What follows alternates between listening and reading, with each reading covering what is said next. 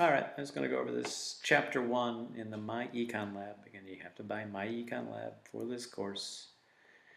This chapter 1 homework and quiz and chapter 2 homework and quiz, they're due 9/13, so be prepared. So I'm just going to go over chapter 1 today. I'll do chapter 2 tomorrow. Follow along. Should have no problems with this thing. So let me preview this thing I've set up. So there are 10 questions here. Let's see, this first one. Which of the following is one of the 3 basic questions a society must answer? What should a society answer? So if you're wondering, how the heck do I know? Again, look at the textbook, right? If I take a look, I got my textbook here somewhere. Here's my textbook, and I'm at chapter 1 here. 3 economic questions. Here they are right there. Who, how, who. And again, all the answers generally are going to be right here. Don't worry about this positive versus normative analysis, which is a little bit silly. Here again is the factors of production. There's going to be a question on that coming up. So if you just have your textbook open while you take these homeworks and quizzes, should be no problem. Again, you can always just print out these questions, go through them once, print it out, check with the textbook, come back and take it. Should be fairly simple. It's just a matter of doing it. Again, with a hybrid class, you have to get these things done. The due date's 9/13, and I'm shutting it down.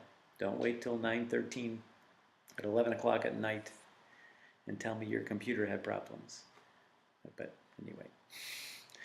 So again, which of the following is one of the basic questions this answer? Who consumes what products? That's one of them. How do we produce the products? That's another one. There's an interesting article in the paper today about robots taking away labor, where it's going to decrease labor, take away 40% of the jobs over the next 50 years. So that's part of economics. How should we produce these things? Should we get an incentive to have humans do it? Give them a tax break. What products do we produce is another part of it. So it's all the above. So I'm going to check my answer here. It's somewhere down here. I might check my answer there. Check my answer. Well done. Going on to number 2, which is following is not a factor of production. You know what goes into making things. So this is right in the textbook. Money is not one of them. I'm going on to number 3, even though you might think so. Yeah. Oh, I got to make sure I check my question, check answer. Yeah, great. What is number 3? What is the economic solution to the congestive problem? Again, this is directly from the textbook talking about traffic congestion on the road. If you have too many cars in rush hour, how do you kind of stop it? So again, economics is looking at choices, right? You want to give people choices. So this first one, requiring people to carpool, is not a choice, right? Charging a toll during rush hour, there's a choice, right? We can either pay a higher fee to the rush hour or go for a cheaper, some people do a cheaper public transportation or not do it. So charge a toll. Requiring people to move closer, again, there's no choice there. No economist would suggest any above. No, they would always do charge a toll. And that's why there are tolls during rush hour. If you drive down at Washington, they have this great thing with Easy Pass for rush hour. But anyway, let me check my answer. Yeah, great. Moving on here. A legal system. The legal system is an example of an institution that plays a key role in economic growth. That is so true, right? And again, it's one of the problems for certain developing countries where they don't have a legal system where if you know somebody, you can get a ruling, and it kind of brings this cronyism into the economy. Who you know is how you get ahead. It's not the most economic efficient way of doing things. We'll talk on Monday about the most corrupt countries in the world and the least corrupt countries in the world. There's a whole list because businesses keep track of this, and there are a lot of research institutions for businesses that look at it. So think about it. What do you think is the least corrupt country in the world? There's an easy answer for those. Least corrupt. Somebody remind me to talk about that on Monday. Moving on. Where am I? As a result of the financial crisis that began in 2007, yeah, it was a bad time in 2007. Economic activity around the world, my choices, right? Expanded, no, it was not a good time. Contracted, it was very difficult for our students to get jobs who graduated in 2008, 2009. Hopefully, Monday's little correction of the stock market won't contract the overall economy. I don't think it will. The market's back today. A little bit, not as much, but I don't think it's going to be a big effect. These things happen once in a while. Number 6, increase economic growth, reduce the poverty in sub-Saharan Africa. Yeah, that of course, that is true. Again, this is taken directly from the book. They have a nice little picture of sub-Saharan Africa, where economies actually have been doing very well comparatively over the last 10 or 15 years compared in the past. Which of the following does not expand economic growth? Does not expand, right? Widening economic opportunity, of course, this expands it, right? If you have more job opportunities, if you have more opportunities to start a business, if you have better education, that is widening economic opportunities. Production facilities, again, if you have better ports, better roads, this will help the economy. Scarcity is the big problem, right? This is one of the problems sub-Saharan Africa has, is they don't have many natural resources there in sub-Saharan Africa. Not a lot of minerals, some oil, but just really in Nigeria. So there's a lot of scarcity. Of course, new technology will always help economic growth. Very common sense question here. Check my one, yeah. I'm great. Number 7, Adam Smith. He's the father of modern economics, if you care. It's just, we should all know who Adam Smith is. It comes up in the crossword puzzle. He writes his famous book in 1776, The Wealth of Nations, that gets people thinking, especially in governments of Europe, to get away from mercantilism, where basically you want to take over colonies to make money. So basically your own self-interest you have to worry about. So you should act in your own self-interest. If you want something, you buy it. And then if you, that person who you're buying it from gets that money and they profit from it, hopefully. So if you need something, you buy it. And if you find worth in it, you buy it so that person is rewarded. So society finds that useful. So this is true. So watch out when you take these quizzes. Sometimes they'll reword them other ways.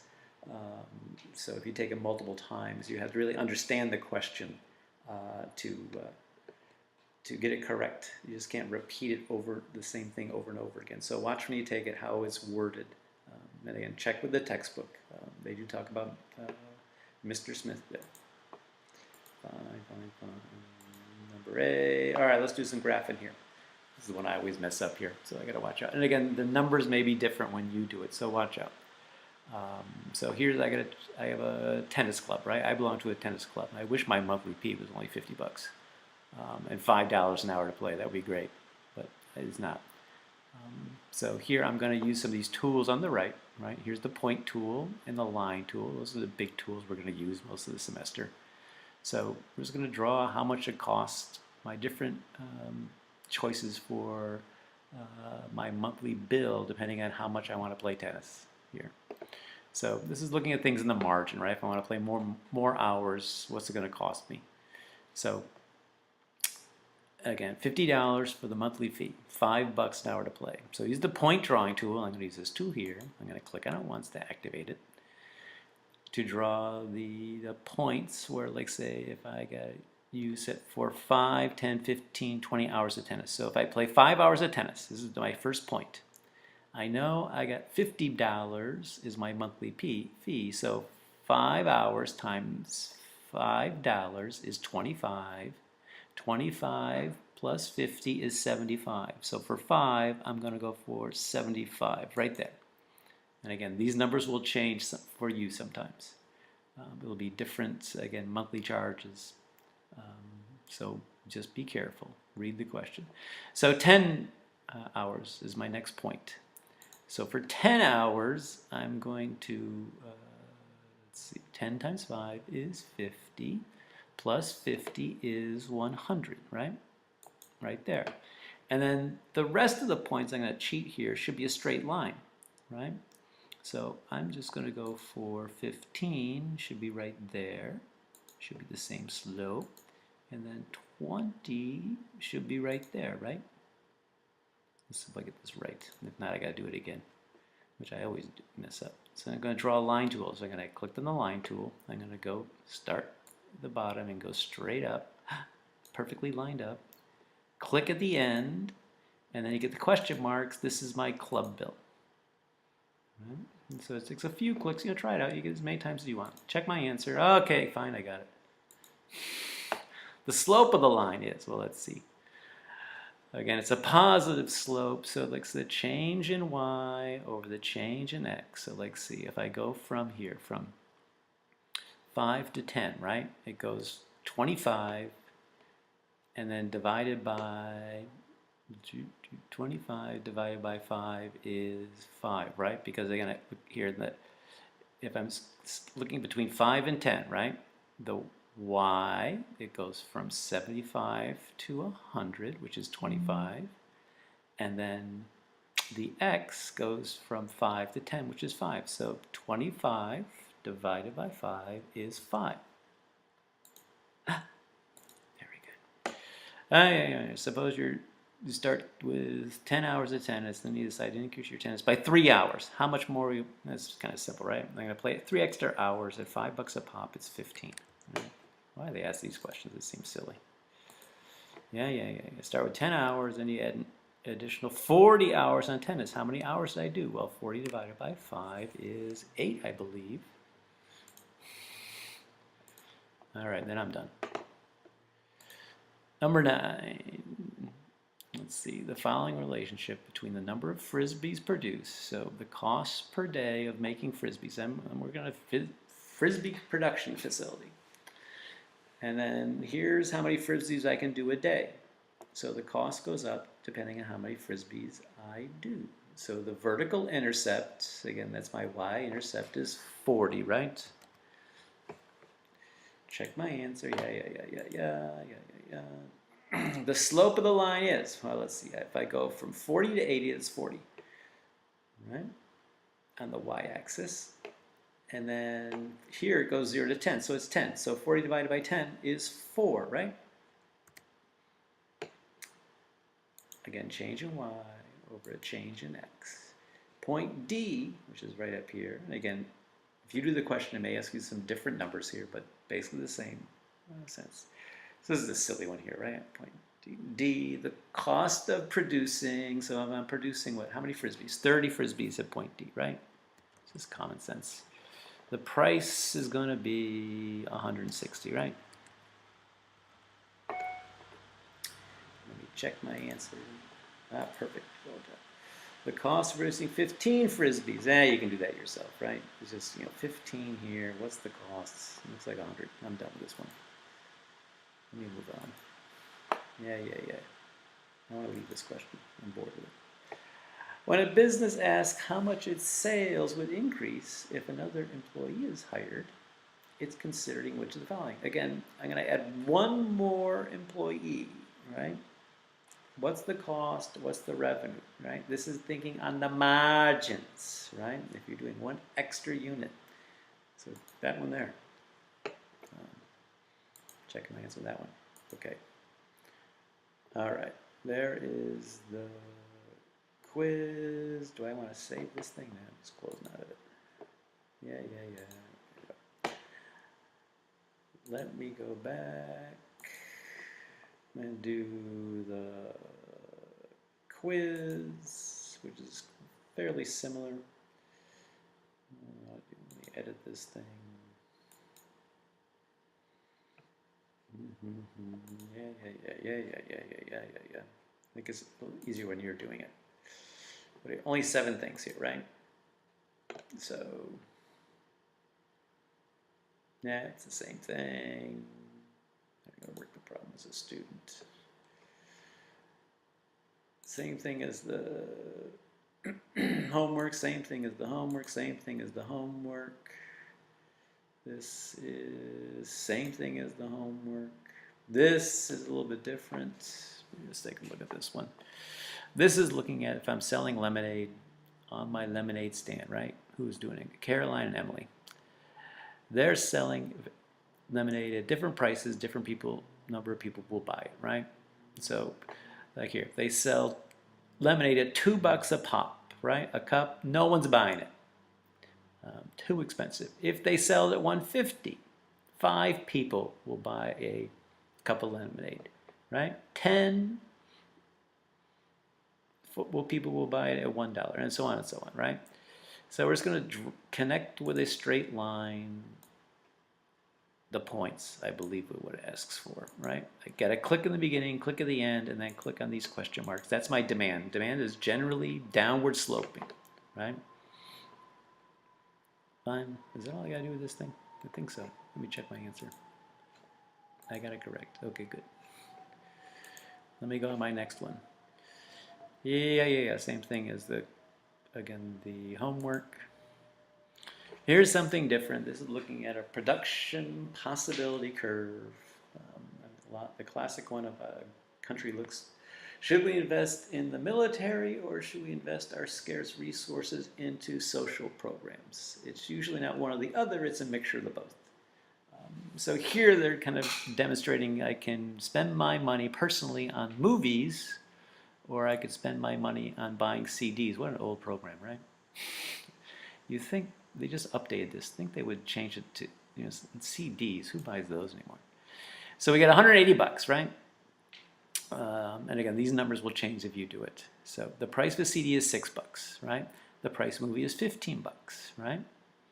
So we got to draw a line that will show me my possibilities, the combination. If I only buy completely movies, how many movies can I go to, right? So I got 180 bucks, and we got to turn on my calculator for this. There are some easy numbers. This is not the easy ones. First, I got to find clear. There it is. All right, what do I got? I got 180 bucks. So let me do movies first. So the price of movie is 15. So I got to divide 180 divided by. I never use these things. There it is. No, there it is. 180 divided by 15. That comes out to 12. So I can go to 12 movies. And then CDs are $6. So I got to remember that 12. So I got 180 divided by 6. 30. So 12 to 30. So I'm going to draw my line tool then. The maximum number of moves I can do is 12. I'm clicking once there, and I'm drawing down to 30. Clicking there and saying this is my budget. Let me check my answer. Oh, thank God. Wait a minute. I got only 50% correct. What did I mess up? Let me see. Dun, dun, dun, dun, dun. This is why you get as many times you want to do this thing. I got 180 divided by 6 equals 30, right? 180 divided by 15.